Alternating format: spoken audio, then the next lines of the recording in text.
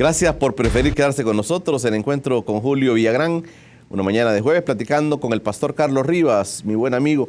Me ha traído también para que ustedes vean, Carlos es escritor también, y ya el último libro que ha escrito es Mega Crecimiento, es un libro que habla sobre la historia del Tabernáculo de Avivamiento Internacional TAI, su iglesia. Vamos a tener chance en estas vacaciones para leerlo.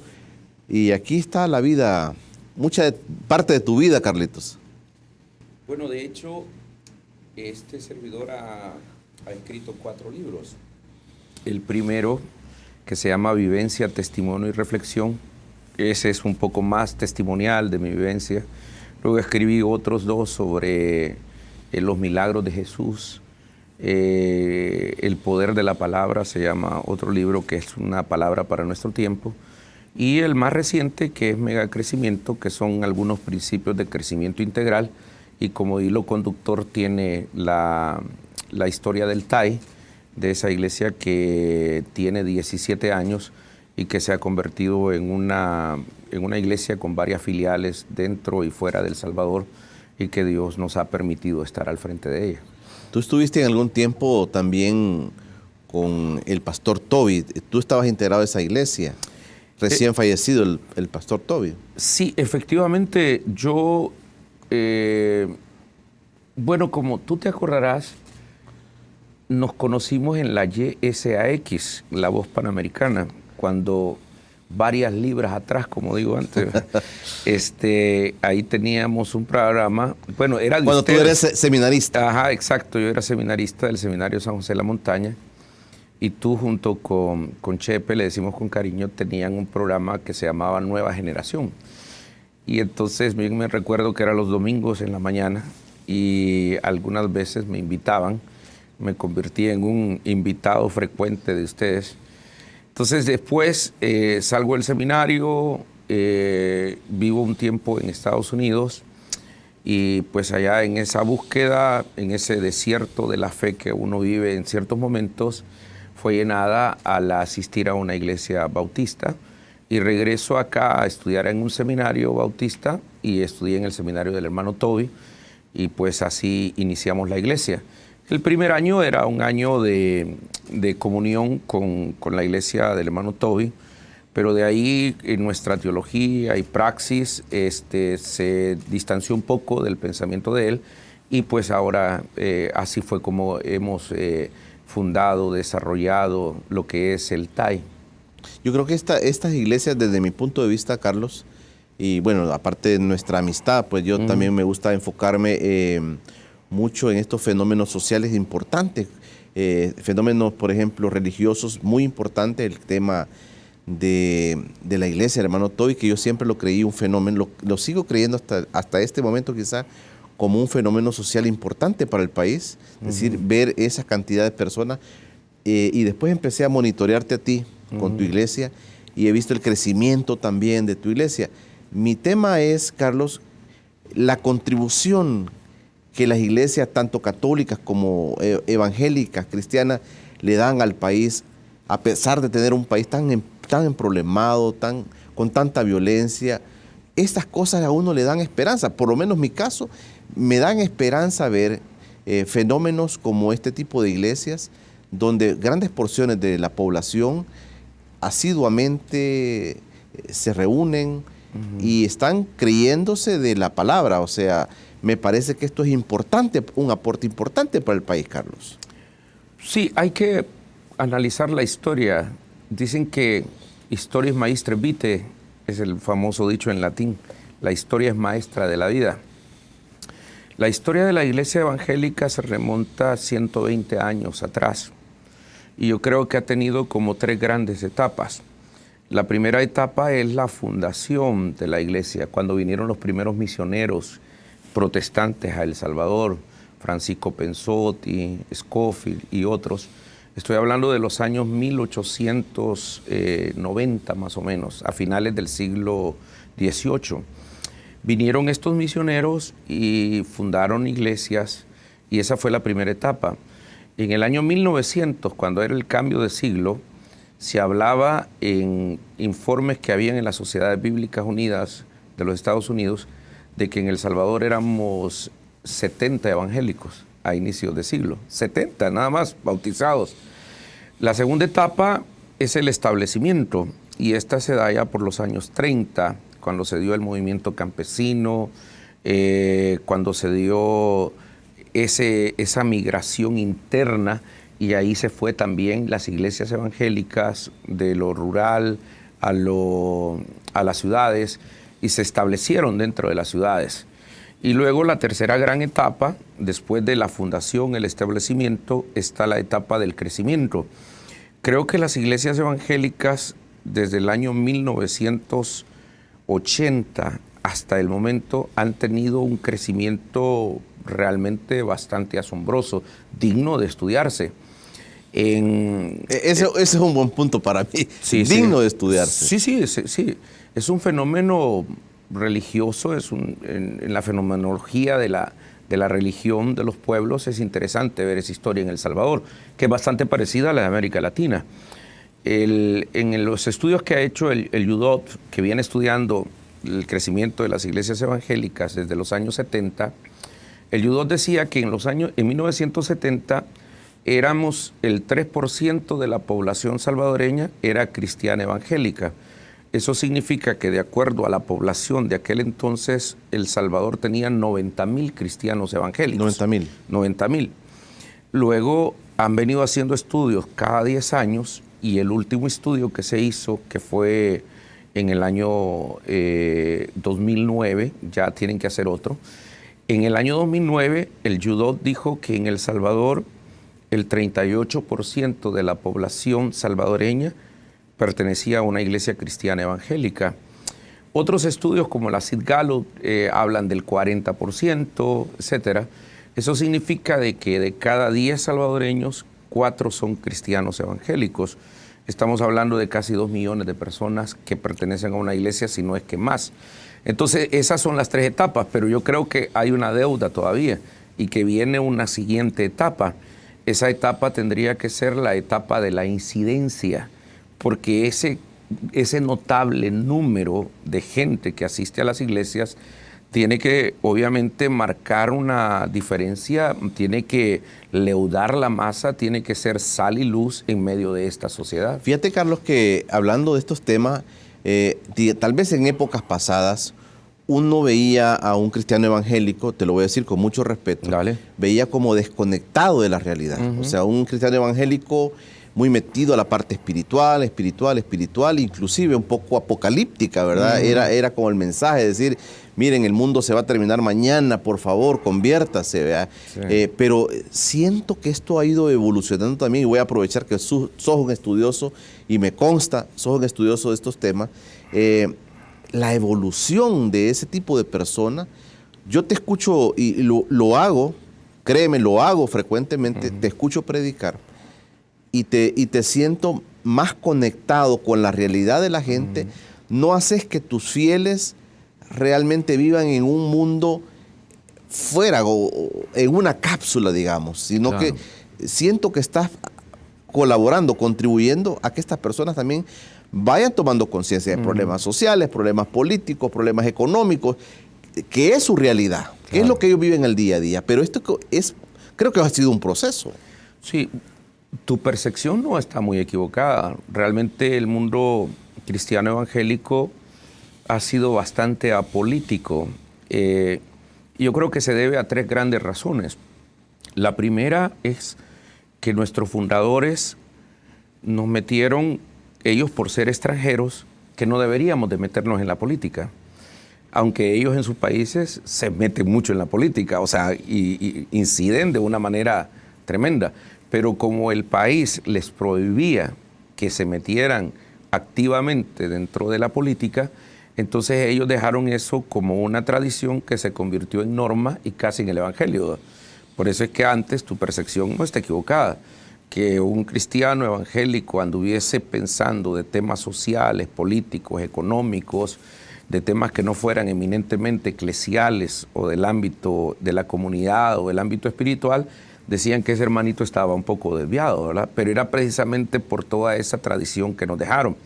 La segunda razón de ese apoliticismo tiene que ver con que antes de los años 80 éramos una minoría insignificante que no tenía incidencia y que no era escuchada, que era hasta cierto punto invisibilizada. Entonces eso hacía de que pues obviamente no hubiesen voces que trajeran luz y dirección desde el mundo cristiano. Y la tercera razón creo que es también el énfasis en temas eminentemente escatológicos. Cuando hablamos de escatológicos son temas relacionados con el final de los tiempos, con el cielo nuevo, la tierra nueva, el arrebatamiento de la iglesia, el fin del mundo, cosas que obviamente están en la Escritura, pero que se hace demasiado énfasis en eso y muchas veces se desconecta de la realidad y muchas veces, ¿cómo te diría?, hace que la gente esté pensando más en el porvenir de los tiempos que en su misma realidad. Bueno, de hecho, tú mencionaste el tema apocalíptico. Hemos malentendido el libro del Apocalipsis de Juan. Juan en la isla de Patmos, cuando escribió ese libro y recibió esa revelación en el año 96, el libro o la revelación tenía un propósito, que era animar, fortalecer y desafiar a la comunidad cristiana que estaba siendo perseguida por el Imperio Romano, por los grandes emperadores, porque los cristianos se negaban a reconocer un Dios y un Señor en el emperador, y entonces eso era objeto de persecución, al grado que el mismo Juan estaba exiliado en una isla que se llama Patmos. Entonces, esa revelación, o sea, surgió para animar, para fortalecer, para darle esperanza, pero ahora el libro de Apocalipsis, en vez de animar, fortalecer y darle esperanza al pueblo, le da miedo, terror y pánico. Casi vemos un Dios terrorista que va a destruir todo, que va a actuar así. Por otro lado, el libro de Apocalipsis fue un libro que generaba valentía, hoy genera miedo. Entonces, esas son de las equivocaciones, pero ahí es donde está el gran reto, Julio y amigos televidentes, en que después de esas tres etapas, la fundación, el desarrollo, el crecimiento, viene la etapa de la incidencia. Yo creo que la iglesia cristiana evangélica debe de tratar de unir dos vertientes que tradicionalmente han estado antagónicas en la historia del cristianismo. Por un lado, la piedad, la espiritualidad que se hace acompañar de señales, prodigios, milagros, que anuncia el evangelio, pero por el otro lado, la preocupación por los temas sociales, o sea, la preocupación por el hombre aquí y ahora. Ciertamente nosotros esperamos un cielo nuevo y una tierra nueva, pero la labor de la iglesia es hacer presente los valores del reino de Dios aquí y ahora, que ese hombre nuevo comience a surgir desde ahora. Y ahí es donde la iglesia tiene que pararse para denunciar injusticias, para denunciar corrupción, para denunciar lo que va en contra de los derechos humanos. Tiene que tener las manos, un buen cristiano tiene que tener las manos levantadas al cielo, pero los pies bien puestos sobre la tierra. Bueno, vamos a ir platicando, Carlitos, sobre este proceso que se va dando en el país, la incidencia que tienen las iglesias cristianas en general, incluida la católica, en la vida del país. Y también hay que hablar de líderes, ¿verdad? ¿Quién está liderando el país? Yo siempre pienso cuando la gente dice aquí en el país no hay líderes, al mismo presidente de la República hoy se le está diciendo que no ha ejercido su liderazgo como presidente del país. Uno se pone a pensar, Carlos, ¿quiénes son los líderes del país? ¿Quién es la moral del país? De eso quiero que platiquemos cuando regresemos después del corte. Gracias por quedarse con nosotros. Recuerde que este espacio lo puede también ver a las 11 de la noche acá en TVX. Ya regresamos. Gracias por quedarse con nosotros en el encuentro con Julio Villagrán. Esta mañana me acompaña el pastor Carlos Rivas, pastor del Tabernáculo de Avivamiento Internacional. Eso está allá en San Bartolo, sucede. Es un lugar muy grande. ¿Tienes escuela también? ¿Tienes medios de comunicación también, Carlos? Sí, de hecho el TAI es un proyecto integral, ¿verdad? El Tabernáculo de Avivamiento Internacional, que está ubicado en Ilopango, en la carretera de Oro, frente al centro comercial Unicentro. Y en el TAI funcionan proyectos como el proyecto eclesial de iglesia, la obra social del TAI, que está vinculada con una clínica médica asistencial para la comunidad, con proyectos de prevención y rehabilitación de la violencia. Tenemos un canal de televisión, tenemos un colegio con más de 1000 estudiantes, desde el área de preescolar hasta bachillerato. También tenemos un seminario donde se forman futuros pastores y gente que va a servir en las misiones o que va a servir en la obra de Dios. También tenemos librería, también trabajos como de prevención para ayudarle a la gente, como un pequeño taller donde se confecciona ropa. O sea, queremos tener terapia ocupacional, pues, y ser parte de la solución a los grandes problemas de este país, como es el desempleo. Y enclavado en una zona sí, nosotros muy popular. Estamos en el punto de encuentro de 4 municipios que son, bueno, aparecen como los más violentos, ¿verdad? Estamos en medio de Soyapango, Ilopango, Tonacatepeque y San Martín. Ahí es el punto focal. Nos queda a 10 minutos La Campanera, cerca de donde mataron a Póveda. Nos queda el proyecto Santa Teresa a menos de 12 minutos. En Ilopango, Las Cañas y toda esa parte. Entonces, estamos ubicados en un lugar que pues sí, que nadie daría nada, pero que ahí en la periferia, ahí en Nazaret, donde nada podría surgir bueno, ahí también hay una obra que se está haciendo. ¿Cuántos miembros tenés tú, digamos, en tu congregación? Bueno, mira, realmente es una iglesia bastante grande, realmente comparado con las demás. Pues nosotros no tenemos censos como para decir, miren, hay inscritos. Pero, por ejemplo, en tu auditorio, ¿cuántas personas te caben en un culto? En el auditorio caben 3.500 personas. Se llena. Pues sí, se llenan los domingos, ¿verdad? Entonces, tenemos 2 reuniones el domingo, pero también hay otros métodos para poder contar, como por ejemplo el número de células. Nosotros tenemos más de 500 células que palpitan vivas en toda esa área que te he hablado. Entonces, en cada célula hay por lo menos unos 10 hermanos. Te estoy hablando de que pues ahí hay 5.000 personas que están diseminadas solamente en las células. Creo que nosotros hemos sido bendecidos porque cuando rentamos lugares para reunirnos todos, no cabemos toda la iglesia, ¿verdad? Junta en un solo lugar en la iglesia. Entonces, por eso es que vamos al Lindes, al anfiteatro de la feria. Inclusive hubo 2 años en que rentamos el Estadio Mágico González y estuvimos 2 noches ahí y estaba lleno en un 75%. Entonces eso te dice más o menos la magnitud de la gente. Mira, Carlitos, pensando en esa parte, yo recuerdo que tú una vez en privado me contaste esto que acabas de decir en público, que estuviste con el hermano Toby y luego hiciste tu propio esfuerzo en otro lugar, en otra zona tan necesitada del país, zona necesitada en todos los aspectos del país. Y te fuiste y has construido tu obra hace 17 años. Pero cuando uno piensa en personas como tú, en los líderes de la Iglesia Católica, el mismo cardenal Rosa Chávez, que acaba de ser investido, uno dice... Tenés que invitar al cardenal. Vieras cómo me ha costado. A pesar de la cercanía, vieras cómo me ha costado, Carlitos. Pero lo vamos a traer, ya hemos pactado. Saludos para el cardenal. Recibí su email. Muchas gracias. Imagínate, ¿estás más cerca tú ahora entonces que él? me vas a ayudar a traerlo. Sí, No, ya estamos haciendo gestiones en serio para que el cardenal Rosa Chávez nos acompañe, ¿verdad? Tú sabes que tenemos siempre una amistad con él, claro. Y él va a estar aquí con nosotros. Cuando uno piensa en este tipo de gente, Carlitos, uno dice, el país necesita este tipo de líderes. El país muy desesperanzado en muchas cosas, Carlos. El país no ve alternativas en muchas cosas políticas, económicas, pero los liderazgos del país son importantes realmente.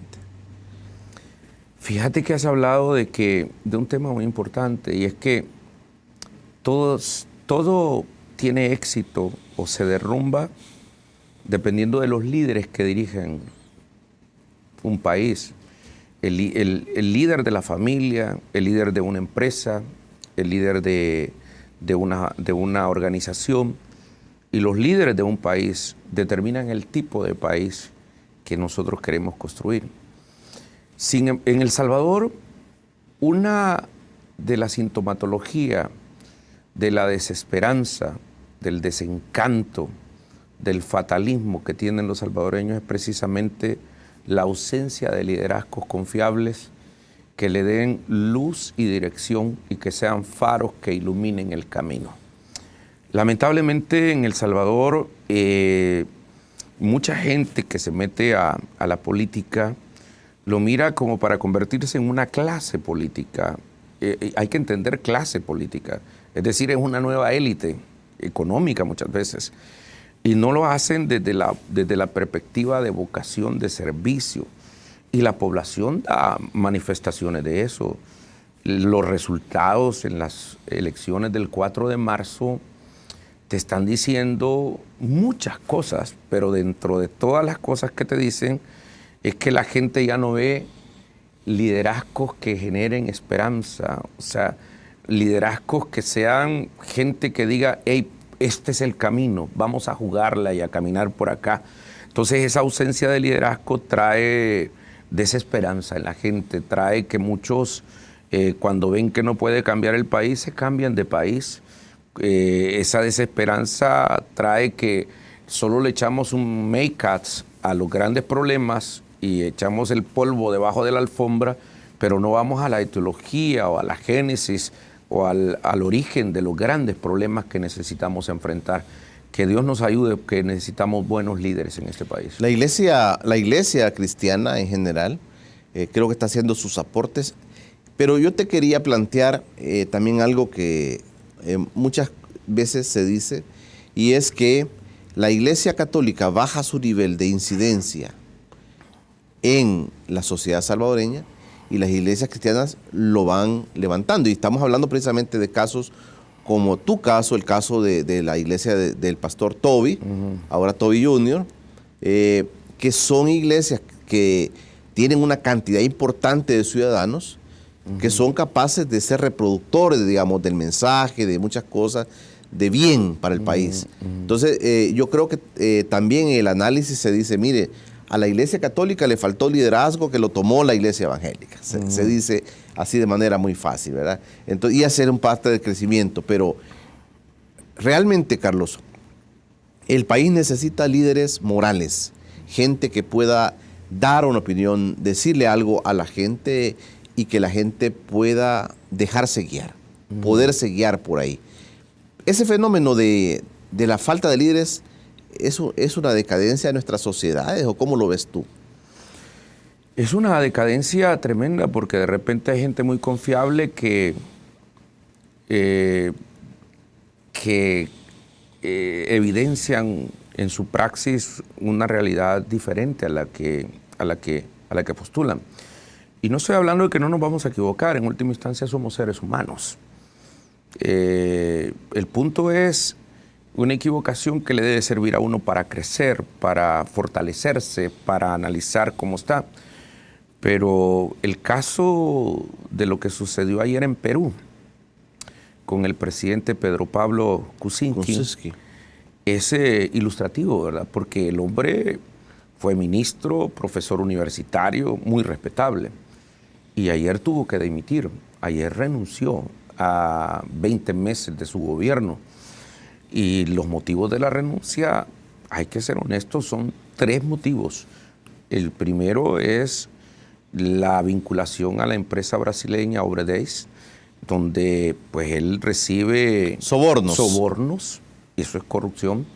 O sea, los tentáculos de esa empresa llegando por toda la América Latina, que por cierto por aquí también estuvieron.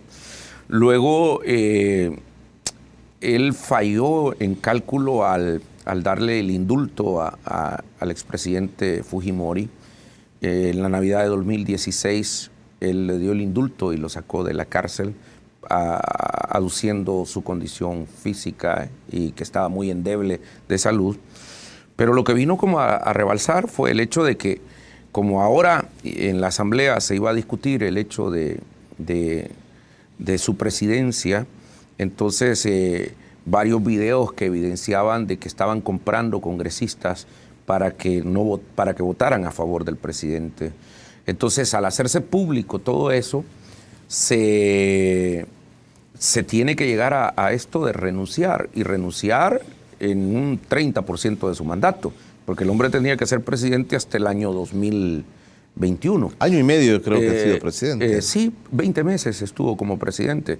Entonces, este caso de don Pedro Pablo del Perú ilustra un poco la realidad de nuestros países. Es decir, ¿qué se negocia debajo de la mesa? ¿Hacia dónde apuntan los liderazgos? ¿Qué corrupción hay de empresas? Y si así fuera, en muchos países de América Latina, incluyendo el nuestro, muchos funcionarios tendrían que renunciar, pues. Entonces, porque es evidente que la corrupción ha permeado las diferentes esferas de los estados. Imagínate esos temas de corrupción que a la gente, en todos los países, incluido el nuestro, a la gente eso la decepciona tanto que la gente dice no tenemos líderes. Yo quiero aprovechar, Carlitos, el siguiente bloque para que platiquemos de un amigo en común que tenemos y que siempre está con nosotros, que es Monseñor Romero. El salvadoreño más universal. El salvadoreño más universal, ese que ha sido muy querido y también es muy odiado por algunas personas. Es que así son todos los profetas, ¿verdad? Vamos a hablar de él, si te parece. Muy bien. Saca la cajita de todos los recuerdos que tienes. Muy bien. Y platicamos sobre el caso de un gran líder salvadoreño como ha sido Monseñor Romero. De eso vamos a platicar cuando regresemos después del corte. Gracias por quedarse con nosotros en el encuentro con Julio Villagrán esta mañana de jueves. Platicamos con el pastor Carlos Rivas, originario del Cantón Ánimas, allá en Guayabal, San José Guayabal. Sí. El orgullo de Ánimas. Sí. El orgullo de Ánimas. Mira, Carlitos, la figura de Monseñor Romero, imagínate, tantos años después vienen a canonizarlo, a hacerlo santo. Yo supongo que por cuestiones políticas en el Vaticano no decidían que en El Salvador tuviéramos un santo que creara más polémica y decían eso no, eso va a crear más división al país y no lo vamos a hacer. Pero, ¿qué fue Monseñor Romero para el país? Vamos a tener que estudiar en estos meses que vienen, vamos a tener que estudiar de nuevo quién es Monseñor Romero para poder transmitir. Hay gente que está hablando sin haber conocido a Monseñor Romero. Y muchos de los grandes opositores ahora quieren aprovechar políticamente este evento para poder colgarse en la imagen de Monseñor Romero. Monseñor Romero para mí es el salvadoreño más universal y para otros muchos. Vos le preguntás en Australia, yo he preguntado en Inglaterra, en Canadá, en cualquier otro lado. La gente me pregunta por 3 personajes del Salvador que son conocidos. El Mágico González, Roque Dalton y Monseñor Romero, que son como los 3 personajes que viven en el ideario universal de las personas. Lo que dijo Sabina en el concierto recientemente. Bueno, de hecho hasta Sabina lo mencionó. Lo dijo, sí. Sí. No, y es que en cualquier lado, o sea, esos son los 3 personajes históricos del país. Entonces, el caso de Monseñor Romero, más allá de las diferencias que yo tengo en cuanto a la teología, en cuanto al derecho canónico con la Iglesia Católica Romana Salvadoreña, porque yo no creo en la santificación por los hombres, sino en la santificación, la redención y la justificación por Dios. Pero el hecho de que a Monseñor Romero se le nombre beato y esté pronto al proceso de canonización, es un acto de justicia, de restitución y de restauración de la imagen de un hombre muy importante como fue Monseñor Romero. Monseñor Romero fue un hombre que luchó contra corriente y vivió en una época de la historia muy convulsionada en el mundo, una época de cambios. Él tuvo enemigos de todos lados. Hoy estaba leyendo muy temprano en la mañana el diario de Monseñor Romero, que es un diario que él escribió. Realmente no él escribió, sino que él grababa en una grabadorita. Claro. Lo que sentía cada día, y lo hizo 3 años, desde el 31 de marzo del 78 hasta el 20 de marzo de 1980, 4 días antes que lo mataran. Pero hay una parte que a mí me llamó la atención, donde se queja Monseñor Romero de la Conferencia Episcopal Salvadoreña, de sus hermanos obispos. De sus hermanos obispos. Sí. Precisamente él escribió en el día lunes 3 de abril, que fue convocado a una reunión de la Conferencia Episcopal Salvadoreña, donde estuvo Monseñor Aparicio, donde estuvo Monseñor Barrera, obispo de Santa Ana, Monseñor Álvarez, obispo de San Miguel, y Monseñor Revelo, que era el auxiliar de San Salvador. Y hablaban de un documento que le iban a entregar al nuncio, en el cual algunos sacerdotes estaban como sublevándose. Pero luego leo textualmente lo que dice el obispo. Dice: fui objeto de muchas acusaciones falsas por parte de los obispos.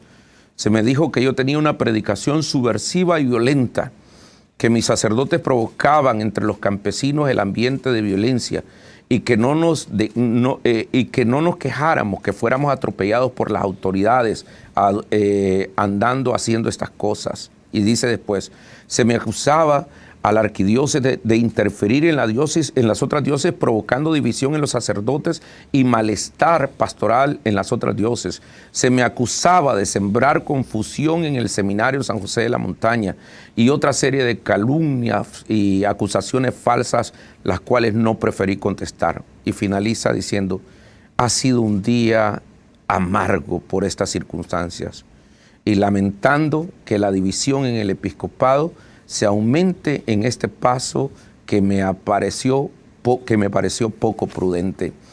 Entonces, esto lo dice el diario de Monseñor Romero. ¿Te imaginas plasmar esto? La gran oposición que tenía ahí.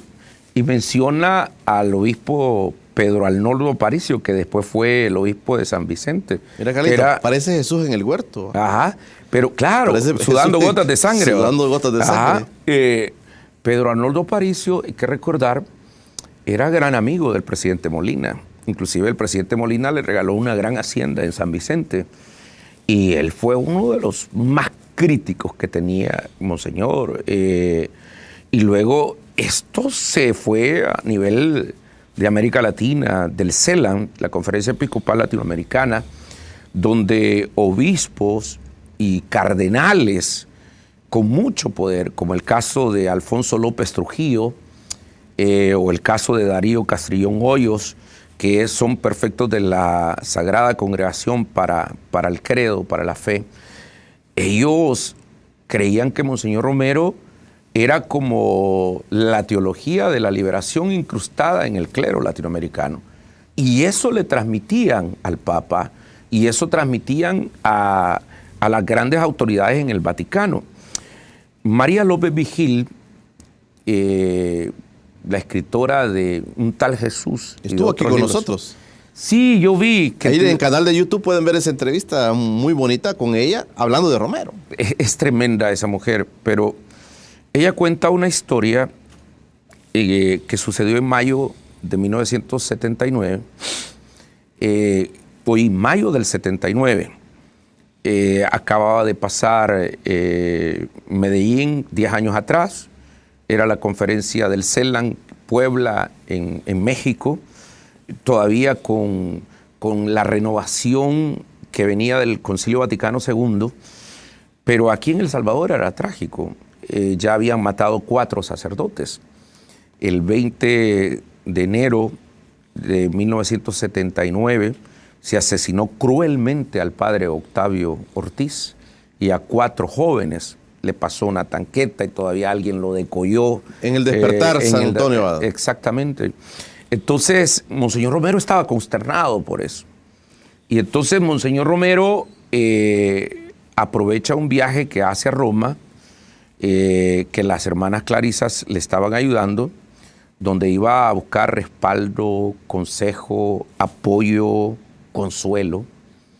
Pero Monseñor regresó de eso decepcionado, frustrado, dolido y humillado. Porque ¿qué pasó? Él pidió una audiencia con el Papa como arzobispo de San Salvador y allá le bloquearon. Entonces le dijeron que se traspapelaron, usted sabe cómo es el correo aquí en el Vaticano, y nunca le dieron la audiencia. Entonces él se levanta muy temprano el día que el Papa iba a estar en la Eucaristía para ponerse en primera fila. Y le fue a mendigar al Papa y le dijo: Su Santidad, yo soy el arzobispo de San Salvador, El Salvador, y necesito hablar con usted. necesito comunicarme con usted. Juan Pablo II, recién electo en 1978, entonces le dice, pues no tenía salida, ¿verdad? Y lo programa para el siguiente día. El siguiente día llega Monseñor Romero, está el joven Papa, Karol Wojtyła, Juan Pablo II, y lo recibe. Entonces Monseñor Romero llega con una caja de cartón en la que llevaba todos un dossier de cosas de lo que decían de él acá, que era un comunista, haga patria y mate un cura, llevaba la foto, la imagen esa, colores del padre Octavio, llevaba todas las críticas que hacía el gobierno y la oposición y todo lo demás. Entonces si llega y el Papa le dice, mire, ya le he dicho que no traiga tantos documentos, aquí no tenemos tiempo para leer todo eso. Y le enseña todavía la foto para ver si el Papa reaccionaba, la foto de un sacerdote, y le cuenta, mire, es un joven sacerdote, yo conozco su familia, campesina, yo lo ordené, y lo acusaban de guerrillero y por eso lo mataron. Y el Papa le dice, ¿está seguro que no era guerrillero? Ahí fue frustrante. Y entonces, y el Papa le aconsejaba que tuviera buena relación con el gobierno, y él dice, pero ¿cómo vamos a tener buena relación con un gobierno que se opone a los principios, al principio de la vida, al principio del evangelio? Sí, le dice, pero nosotros no estamos para tener problemas, o sea, ya he sido informado de ciertas actitudes de la curia salvadoreña. El punto es que Monseñor Romero se atreve y le dice, pero Monseñor, pero su santidad le dice, pero Jesús dijo que no había venido a traer la paz, sino que había traído espada. Y le dijo, no exagere, Monseñor. Ahí terminó la audiencia con el Papa. El Papa venía para El Salvador, tenía que hacer varias horas en Madrid esperando su vuelo. Monseñor Romero. Monseñor Romero venía para El Salvador ya frustrado, dolido, humillado. Y entonces se encuentra manda a llamar a María López Vigil y le cuenta esta historia. Y le dice, ayúdeme a entender qué es lo que está pasando. Pero te imaginas la oposición en alto nivel de los obispos de acá de El Salvador, la oposición de cardenales como Castrillón, como el obispo otro que te mencioné de Medellín, que llegó a tener tanta incidencia en el Vaticano, Alfonso López Trujillo, que decía que Monseñor Romero le hacían las homilías, que se las hacían padres comunistas, y por eso es que él escribía y incendiaba todo. Entonces, eso bloqueó por años el hecho de que ni siquiera remotamente se podría pensar que Monseñor Romero podría llegar a ser santo, que podía llegar a ser beato, y ahora que lo canonicen. Por el otro lado, la oposición... Te quiero decir, vamos a hacer un corte, Carlito. Te quiero preguntar esto. Doctrinariamente, entiendo que para hacerlo beato y luego hacerlo santo, el Vaticano ha tardado tantos años estudiando cada letra, cada palabra que Monseñor Romero ha dicho, y no ha encontrado algo que se desvíe, digamos, de la doctrina de la Iglesia. De eso quiero preguntarte cuando regresemos, porque también es cosa básica saber si realmente era un cura comunista, guerrillero. Algunos inclusive se atreven, Carlos, y esa sí da vergüenza, se atreven a decir que andaba con una metralleta bajo la sotana. No, sí, ¿verdad? Se han dicho barbaridades. Se han dicho tantas cosas, pero bueno, vamos a platicar ya casi 40 años de todo eso, pero nos da la oportunidad para platicar y conocer un poquito de Monseñor Romero, que pronto será santo. Platicando con el pastor Carlos Rivas en Encuentro con Julio Villagrán. Ya regresamos. Gracias por quedarse con nosotros en Encuentro con Julio Villagrán. Esta mañana de jueves platicando con el pastor Carlos Rivas. Carlos, mira, tantas cosas se han dicho, como tú bien lo has establecido, de Monseñor Romero. Se han dicho un montón de cosas con exageración, con desconocimiento. Pero para hablar de las cosas fundamentales, digamos, de él, una persona que pasa un proceso tan largo en el Vaticano para ser nombrado beato y luego santo. Inclusive decían algunos cantautores, ¿verdad? Como nuestro amigo Guillermo Cuellar, que va a estar con nosotros la otra semana, decía, proclámenlo ya santo, si es que el pueblo ya lo declaró santo. Pero una buena porción, hay que decirlo también, del país desconoce la figura de Monseñor Romero. Es que realmente, hablando de los opositores, por eso te digo que que Monseñor era un profeta, y un profeta nunca fue tan popular. Un profeta marcaba un punto de quiebre con el sistema religioso establecido. Así fueron los profetas del Antiguo Testamento, así fue Juan el Bautista, así fue el mismo Jesús. Entonces Monseñor Romero marcó un punto de quiebre, un punto de inflexión. Si los obispos, los arzobispos que estuvieron antes que él y los mismos obispos de la conferencia episcopal de los años 80, cuando él vivió, los que lo pusieron triste a él, habían estado adheridos, validando, respaldando y bendiciendo presidentes golpistas, presidentes de dictaduras militares. Habían estado a la par del gobierno, habían estado en ese matrimonio tan nefasto entre el poder, el gobierno y la iglesia. Y aparece Monseñor Romero y de repente hace un punto de quiebre. Y dice, ¿al lado de quién voy a estar? Al lado de los poderosos, al lado del gobierno, al lado de los militares, al lado de los golpistas, al lado de los que matan al pueblo, o voy a estar al lado de los pobres, al lado del pueblo. Y yo creo que el hecho de la muerte de Rutilio Grande en marzo del 77, Alfonso Navarro, Octavio Ortiz y todos los sacerdotes. Ernesto Barrera, Rafael Palacios, todos los sacerdotes que asesinaron violentamente, terminó sensibilizando a Monseñor Romero, al grado de que decide abiertamente estar al lado del pueblo, al lado de los marginados, al lado de los que estuvo Jesús, de los parias, al lado de los pecadores, al lado de los adúlteros, al lado de los leprosos, al lado de los que nadie quiere estar, al lado del oprimido. Y entonces, y eso generó en el mundo, Monseñor Romero, muchas aprehensiones. Estados Unidos tenía mucho miedo de Monseñor Romero. El gobierno de El Salvador mandaba cartas al Vaticano diciendo que Monseñor Romero estaba un poco desquiciado mental, que Monseñor Romero había confundido el evangelio, que se había salido de su línea. Y ese es un gran reto para la iglesia, porque muchos de los que hoy están alabando que Romero acá, que son grandes romeristas, en el pasado eran gente que detestaba a Monseñor Romero. Y hablo inclusive de sacerdotes y obispos. Yo conozco en una diócesis de El Salvador donde el obispo mandó una carta que era prohibido hablar de Monseñor Romero a sus sacerdotes. Era prohibido hablar. Era prohibido hablar de Monseñor Romero. Y esto me lo dijo un sacerdote de esta diócesis. Y ahora el obispo está en la conferencia episcopal y lo cambiaron de diócesis y lo pusieron en un puesto muy importante acá. Y ahora él va a alegrarse de que... Pero él mismo mandó una carta porque venía de una diócesis bien conservadora a la que había pertenecido el obispo Aparicio. Entonces, inclusive aquí han habido funcionarios de gobierno de derecha donde mandaban notas para detener cualquier proceso. Se le llegó a acusar aparte de ¿cómo te diría?, de ser un desquiciado mental, de ser un comunista, de ser un teólogo de la liberación, de ser manipulado por Yacuría, por los sacerdotes de la UCA y por otros sacerdotes. Se llegó a acusar. Alguno dijo, y esto hace poco, no hace más de 10 años, que yo no sé por qué admiran tanto a Monseñor Romero si hasta un hijo bastardo tiene por ahí regado. Eso dijo alguien. Entonces, ¿y qué ha llevado entonces a este proceso de beatificación y canonización, que es el proceso de la iglesia, ¿verdad? Que por cierto yo no lo comparto, pues porque obviamente no son los hombres los que santifican a los hombres.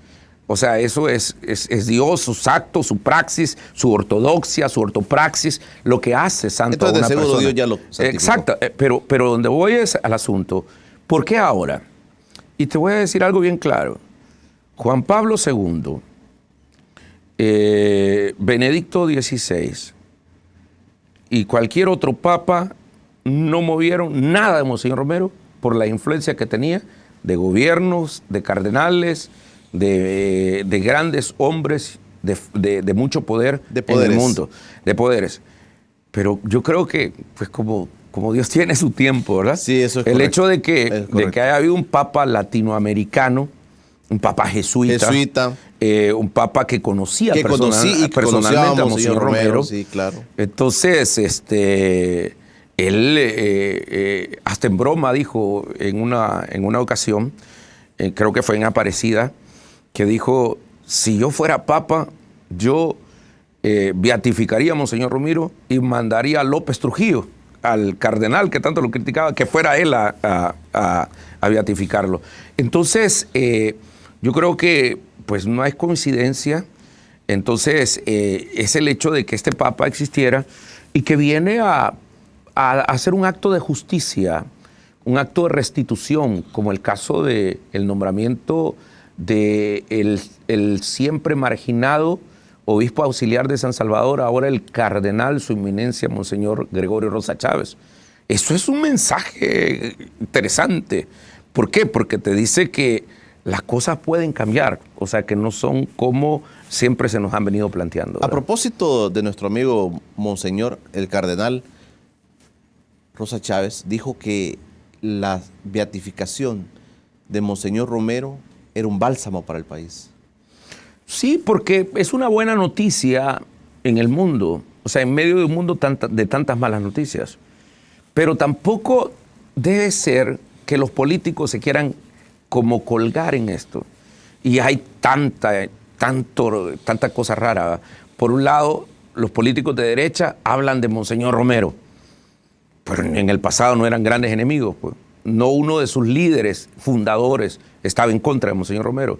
Y en algunos documentos aparece como el actor intelectual de la muerte de Monseñor Romero. Y luego líderes de izquierda. ¿Cómo es posible que una imagen tan grande del FMLN venga a querer aprobar el aborto cuando el milagro de la canonización de Monseñor Romero es el milagro de la vida?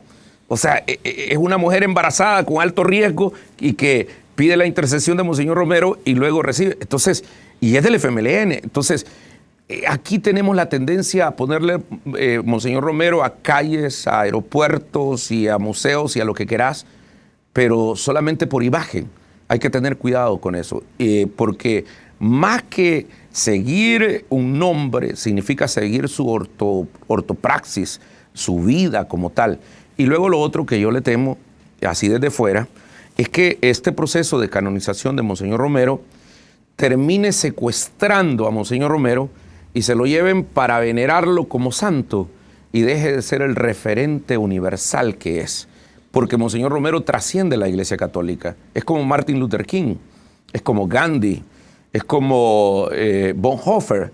Te estoy hablando de gente que es admirada en diferentes ámbitos. Pareciera ser... Pero en el caso de Romero, trasciende la esfera de los católicos. Sin duda alguna, sin duda. Protestantes, de los anglicanos, también, luteranos, bautistas, agnósticos, teólogos, o sea, admiran a Monseñor Romero eso, o sea, admiran su valentía, admiran su convicción, admiran su determinación para estar al lado de los pobres, admiran su sacrificio, al igual que, como te digo, que Martin Luther King Jr., que luchó por la abolición de la esclavitud negra en los Estados Unidos, al igual que Bonhoeffer, Mandela o Gandhi, el caso de Bonhoeffer que se opuso a Hitler y que terminó siendo asesinado a los 39 años, igual que Luther King, y es que los grandes hombres duran muy pocos, duran muy poco, Monseñor Romero 3 años,